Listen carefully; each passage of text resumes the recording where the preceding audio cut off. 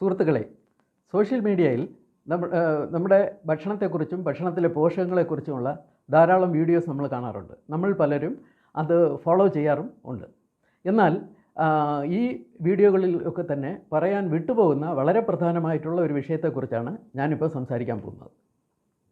ഉദാഹരണത്തിന് ഞാൻ പശുവിൻ പാലെടുക്കാം. കാൽഷ്യം വളരെയധികം ഉള്ള ഒരു ഭക്ഷണമായി റെക്കമെൻഡ് ചെയ്യുന്ന ഒരു ഭക്ഷണമാണ് പശുവിൻ പാലെന്ന് പറയുന്നത്. ഈ പശുവിൻ പാലിൽ 100 ml പശുവിൻ പാലിൽ 120 മില്ലിഗ്രാം കാൽഷ്യം ഉണ്ട്. ഒരു അഡൽട്ടിനെ സംബന്ധിച്ചിടത്തോളം ഇന്ത്യയിൽ 1000 mg കാൽഷ്യം ഒരു ദിവസം ആവശ്യമാണ്.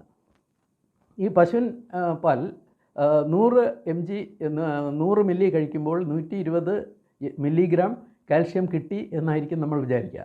എന്നാൽ ഇതിൽ വിട്ടുപോകുന്ന ഒരു വിഷയം എന്ന് പറയുന്നത് ബയോ അവൈലബിലിറ്റി എന്ന് പറയും. ഈ ഒരു പോഷകം നമ്മൾ കഴിക്കുമ്പോൾ അതിൽ അവൈലബിൾ ആയിട്ടുള്ള ആ കണ്ടൻറ്റിൽ എത്ര ശതമാനമാണ് നമ്മുടെ ശരീരം ഉൾക്കൊണ്ട് നമ്മുടെ കോശങ്ങളിലേക്ക് എത്തുന്നത് എന്നതിൻ്റെ കണക്കാണ് ബയോ അവൈലബിലിറ്റി എന്ന് പറയുന്നത്.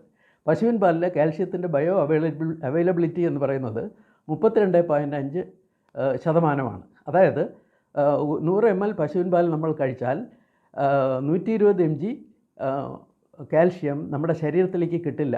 മറിച്ച് അതിൻ്റെ ബയോ അവൈലബിലിറ്റി ആയിട്ടുള്ള പോർഷനായിട്ടുള്ള 39 mg ആയിരിക്കും നമുക്ക് കിട്ടുക. അതുകൊണ്ട് തന്നെ ഇത്തരത്തിലുള്ള ക്രമീകരണങ്ങൾ വരുത്തുമ്പോൾ ബയോ അവൈലബിലിറ്റിയും കൂടെ കണക്കിലെടുത്തുകൊണ്ട് ക്രമീകരിക്കുക. Be healthy, be happy. സൗഖ്യം വെൽനസ് കമ്മ്യൂണിറ്റിക്ക് വേണ്ടി അശോക് കുമാർ. ബൈ.